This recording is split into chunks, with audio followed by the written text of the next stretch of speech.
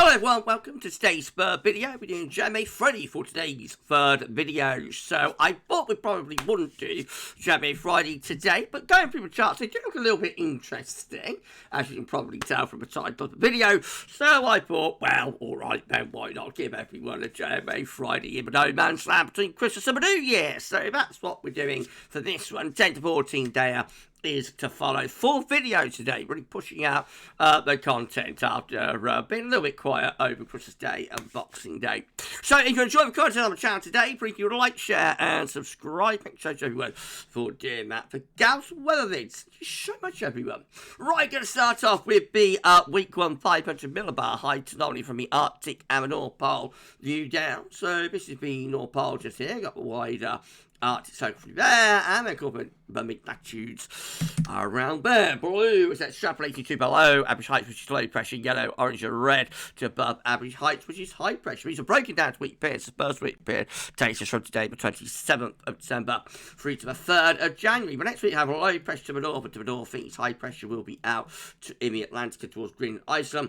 And winds will be coming in from a west or northwesterly direction. So that's turning a little bit colder as we move toward the new year, but otherwise relatively mild. Now, week 2 will be the 3rd through to the 10th of January, with a mid-Atlantic ridge heading up towards Greenland and a trough of low pressure in over Scandinavia. And that could bring the wind down from a northerly direction, so potentially turning colder there into the second week. And then week 3 and 4 is the 10th through to the 24th of January.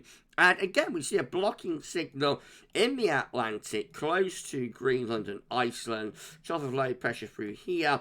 And we could be, what's happened there? And we could be bringing the wind around from quite a cold north or northeast direction. So maybe a cold January with a JMA Friday today. Let's have a look at the tropical mid-latitude view. So we can't see Greenland, Iceland, Scandinavia, all those areas of the chart up here.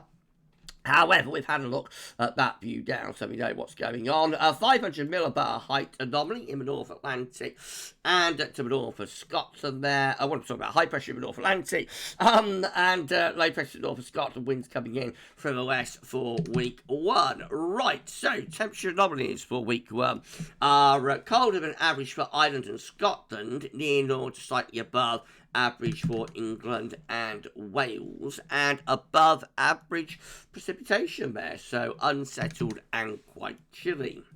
Week 2 is the 3rd to the 10th of January, high pressure in the Atlantic. If we come over here, and just about make the trough of low pressure up across northeastern Europe, and winds could well be coming in from a northerly or northwesterly direction. Below average temperatures for week 2. What are we doing? Attention.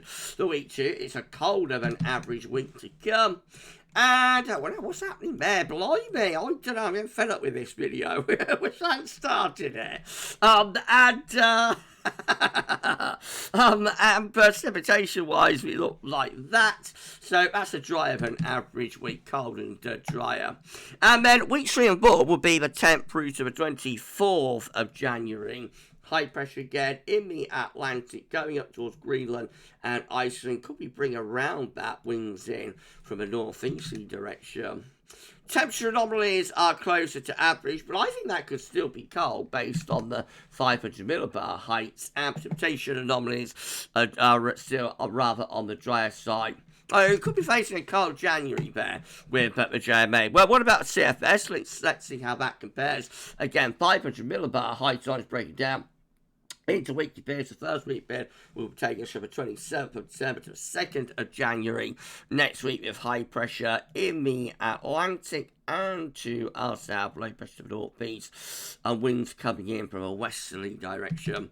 A little bit like that. Week 2 will be the 3rd to the 9th of January. Again, high pressure in the Atlantic, low pressure through here. That could be bringing winds from a colder north or northeasterly direction, though. And week 3, also looking potentially cold. It's the 10th to the 16th of January. High pressure between Iceland and Norway. That could bring the wind in from a northeasterly direction. CFS has shifted quite a lot here. And then for week 4, it's the 17th, 23rd of January, perhaps back to a little bit more of a westerly flow. That might be slightly milder or less cold.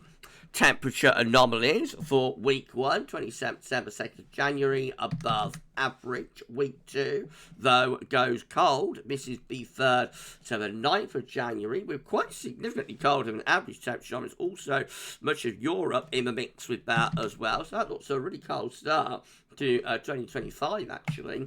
Week 3 will be the 10th to the 16th of January, still on the colder side, particularly for England and Wales.